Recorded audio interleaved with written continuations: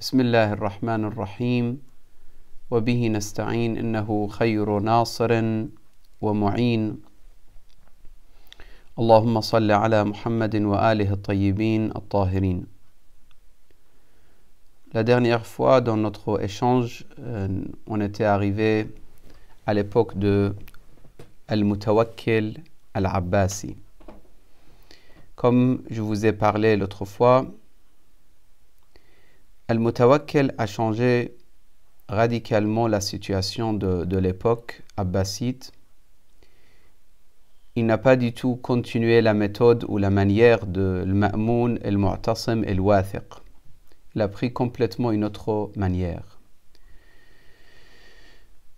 Al-Ma'moun, comme je vous ai dit, il s'intéressait énormément à la science, traduction des ouvrages philosophiques, etc., ou même d'origine grecque ou d'origine perse. De l'époque, il y a eu beaucoup de traductions, mais également avant cette époque. Après, le Mu'tasim et le Wathiq, comme on a vu ensemble, ils ont suivi à peu près la même méthode, mais à l'époque de Mutawakkil, les choses ont changé totalement. Mutawakkil, il a pris le pouvoir l'an 232 de l'Hégire. À peu près, on peut dire au début du IIIe siècle Hégire de l'Islam. Et il a vraiment commencé à être très très violent à l'égard de Ahlul Bayt alayhimus salam. Très très violent. Par exemple, les choses ou les traces historiques qu'on peut constater des actes qu'il a commis. Le Mutawakkil, par exemple, il a détruit la tombeau ou le mausolée de l'imam al-Hussein salawatullah wa salamu alayhi. Il a interdit de rendre visite, ça veut dire il a interdit à tout le monde le fait de rendre visite à imam al-Hussein salamullah alayhi.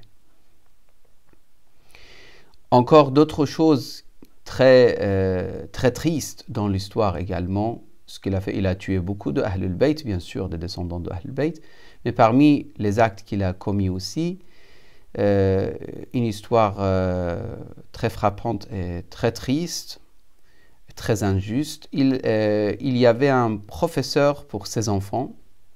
Donc pour ses enfants, ça veut dire Al-Mu'taz ou Al-Mu'ayyad.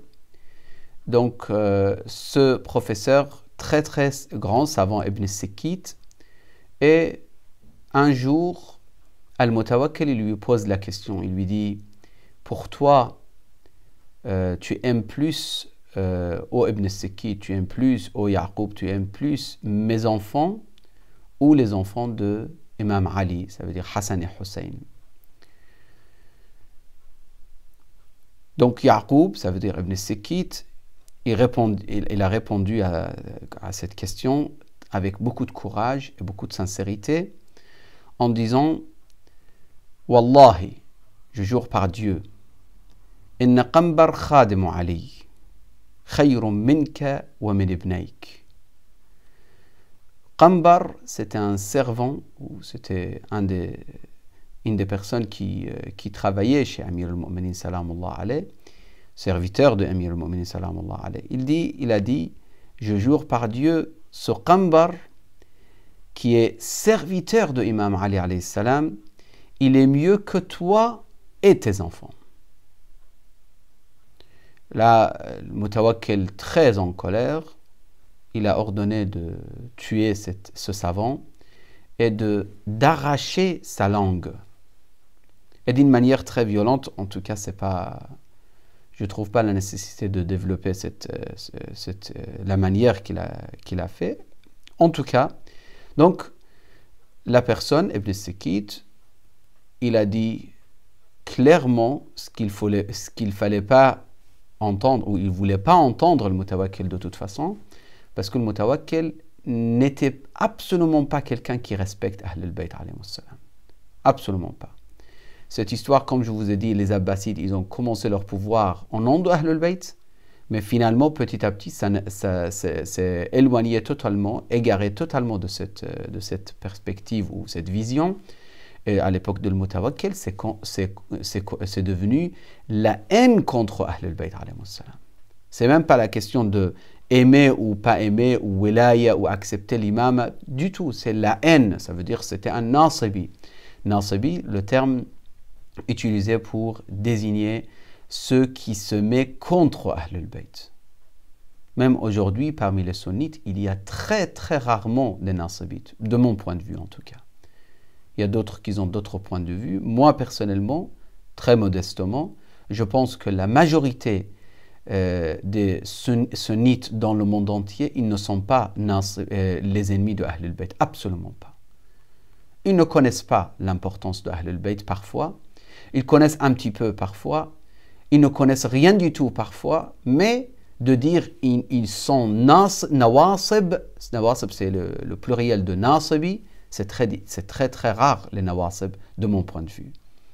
Encore une fois, je vous dis, c'est de mon point de vue très modeste, peut-être d'autres, ils ont d'autres analyses.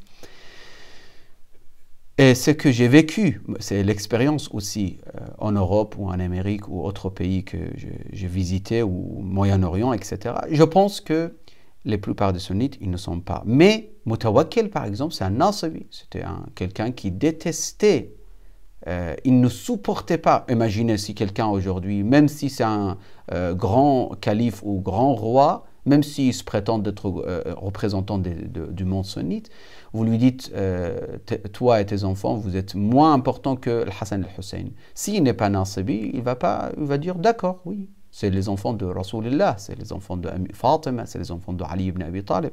Je ne peux rien dire. Même si dans son cœur, il souffre parfois, ou ils n'acceptent pas. Ala kulli hal. Ibn Sikit, c'est un martyr, rahmatullah alayh. Également, il a fait d'autres actes. Il a tué beaucoup de partisans de Ahlul Bayt. Il a fait des crimes, mais ce n'est pas notre sujet de parler de cette histoire. En tout cas, on avance. L'imam al-Hadi alayhi salam, donc l'imam al-Hadi, il a pris l'imama après l'imam al-Jawad alayhi salam. L'imam al-Hadi après l'imam al-Jawad, il a vécu avec 6 califes. C'est pour ça il dit Muddatu imamati imam al-Hadi, ça veut dire la durée de l'imama de imam al-Hadi, c'était 34 ans. Et il a vécu à l'époque de al-Mu'tasim, wal-Wathiq, wal-Mutawakkil, al-Mutawakkil al-Abbasi que je viens d'expliquer, et après lui al-Muntasir, wal-Musta'in, wal-Mu'taz. 6 califes abbasites, l'imam alayhi salam, il a vécu à leur époque. À un moment, Al-Mutawakkil, il l'a appelé pour venir, l'an à peu près 236, il a Madinat et Samarra. Il l'a ramené à Samarra pour être bien observé. Et Samarra, aujourd'hui, ça existe, la ville, toujours, quelques centaines de kilomètres de Bagdad, vers le nord. En tout cas, un peu vers le nord. C'est un peu loin de Karbala et de Najaf. C'est vers le nord de l'Irak. Une ville qu'aujourd'hui, il y a beaucoup de soucis. En tout cas, Samarra, la majorité sunnite, la majorité des gens qui habitent dedans. Mais on ne peut pas dire que, encore une fois, j'insiste, après il y a des gens peut-être ils ne sont pas d'accord, il y a beaucoup de sunnites dans l'histoire qui ont vécu à Samarra, mais qui aimaient l'imam al-Askari et l'imam al-Hadi. Ils aimaient les mausolées, ils respectaient, ils faisaient des prières là-bas, etc. Donc, l'imam al-Hadi, alayhi salam, il a vécu à cette époque très très difficile, l'époque que Bani al-Abbas finalement avait changé. Ils ont changé leur méthode et leur comportement avec Ahlul Bayt. Leur politique était devenue très violente. Plusieurs fois, l'imam il a été menacé par le Mutawakkil, plusieurs fois. Plusieurs fois, ils sont rentrés chez lui pour chercher est-ce qu'il y a des armes, est-ce qu'il y a des préparations pour une sorte de révolution ou contestation, etc.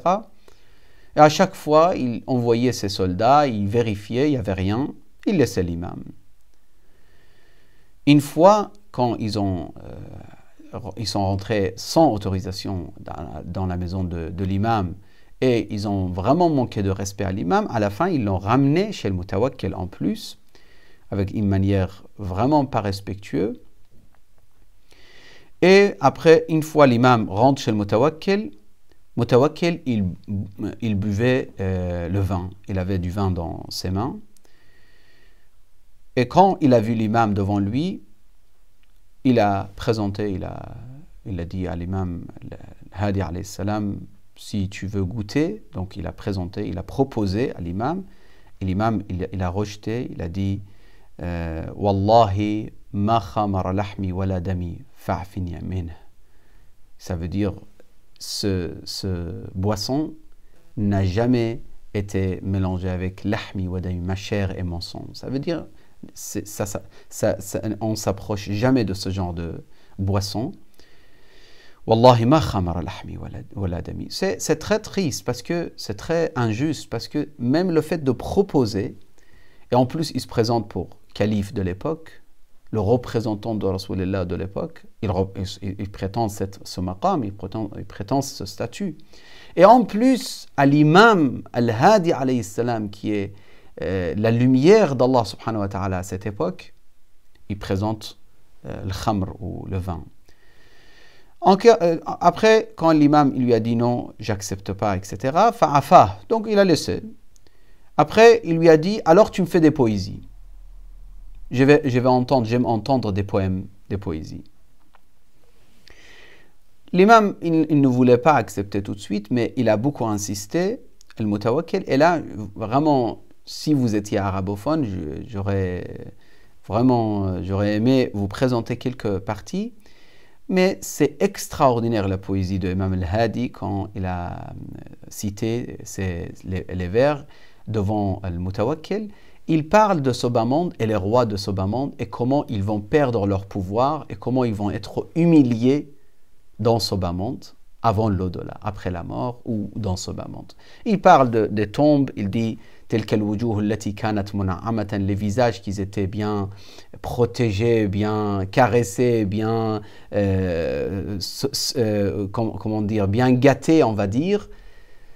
Aujourd'hui, il y a les vers de la terre, les vers de terre qui bougent dessus dans la tombe. Après, il dit où sont les rois, où sont les gens qui ont prétendu le pouvoir, etc. Aïna al-muluk wa aïna abna al-muluk wa man. Donc, en tout cas, après ces poésies ou ces vers, l'imam il a avancé dans les poésies ou dans les vers qu'il a prononcés ou qu'il a récité, si vous voulez, devant le Mutawakkil. Le Mutawakkil a commencé à pleurer énormément. Il a commencé à pleurer, mais après, ce qu'ils ont changé, les larmes, ce n'est jamais signe de purification, tant que la personne n'est pas sincère. Vous savez, certains criminels, certains injustes dans ce bas monde, quand à un moment, ils versent des larmes, mais ils font leur acte quand même. Ils versent des larmes parce que le cœur est brisé, parce que c'est la nature de l'homme, parce que c'est le fatra, c'est l'inné, ou l'origine naturelle, mais finalement, ils font exactement ce qu'ils voulaient faire. Comme dans le massacre de Karbala également, il y avait des gens qui ont versé des larmes, et après, ils ont tué l'imam al-Hussein, comme si il n'y a rien qui s'est passé, comme si l'imam al-Hussein c'est un des ennemis et c'est tout. Nastajiru billah. Ala kulli hal, donc le fait de verser des larmes, il ne faut pas croire que c'est signe de la spiritualité parce que j'ai versé des larmes, donc ça y est, je suis quelqu'un. Oui, c'est très important de ne pas perdre les larmes. Les larmes, c'est parmi les signes de l'amour pour Allah. Quand on verse des larmes dans Salat al-Layl ou dans les prières ou dans les du'as, dans les invocations, c'est important. Mais ce n'est pas suffisant parce que j'ai versé des larmes, donc ça y est. Il y a des gens qui ont versé des larmes, qui étaient l'ennemi de Imam Hussein, l'ennemi de Amir al-Mu'minin, comme vous connaissez l'histoire de Khawarij par exemple à l'époque. L'imam al-Hadi, il est tombé martyr à l'époque de Al-Mu'taz al-Abbasi, encore empoisonné. Et là, l'imam al-Hassan al-Askari, il a pris l'imam. L'imam de l'imam Hassan al-Askari, il a duré 6 ans. De 254 jusqu'à 260. Et l'imam al-Askari, il a vécu, salamullah alayh, à l'époque de l'Mu'taz, de l'Muhtadi et l'Mu'tamid. Il dit قد رافق والده الهادي. Oui, l'imam al-Askari, il était venu avec l'imam al-Hadi à Samarra, donc il était à Samarra, toujours bloqué, toujours prisonnier, surveillé, etc. Très difficile. Les gens ils ne pouvaient pas voir leur imam, les gens ils ne pouvaient pas donner leur khums à l'imam, les gens ils ne pouvaient pas poser leurs questions directement à l'imam. C'était une époque très très difficile. Mais il avait des représentants à l'époque, l'imam al-Askari, salamullah alayh, il avait des représentants. Par exemple, à Qom, on avait beaucoup de personnes qui suivaient l'imam et un représentant qui représentait l'imam alayhi salam. Par exemple, il donne ici يرجع الناس إليه في المسال هو أحمد بن إسحاق, un des représentants de l'imam, salamullah alayh, il s'appelait Ahmad ibn Ishaq, et ces représentants, leur rôle était très important à cette époque, parce que c'est comme si l'imam al-Askari commençait à préparer en fait l'ghayba, l'époque de occultation. C'était comme si une préparation pour l'occultation, parce que déjà c'était difficile de voir l'imam, de s'asseoir avec l'imam, de poser la question à l'imam. C'était déjà très très difficile, que ce soit à l'époque de l'imam al-Hadi ou l'imam al-Askari alayhi salam. Après le martyre de l'imam al-Askari alayhi salam, ça commence l'imama de l'imam al-Mahdi, et c'est une époque totalement différente, c'est l'époque de l'occultation. Après, on a eu l'occasion de parler dans plusieurs échanges, on a eu sur la question de l'occultation et les signes qu'on attend en fait pour la réapparition de l'imam. Également sur la naissance de l'imam, l'existence de l'imam, tout ça on a eu des occasions de parler, c'est pour ça que je n'ai pas repris. Mais sinon, cette époque, c'était une époque aussi de perturbation et une époque d'épreuve et très compliquée pour les partisans de Ahlul Bayt, sauf les fidèles sincères qui ont clairement suivi l'imam al-Mahdi salawatullah wa salamuhu alayh. Donc voilà, c'était très bref, c'était très rapide. On a terminé avec l'époque des imams. Inch'Allah, on avancera la prochaine fois avec d'autres questions de l'histoire du chiisme. Wa sallallahu ala sayyid al-anam Muhammad al-Mustafa wa alihi al-tayyibin al-tahirin.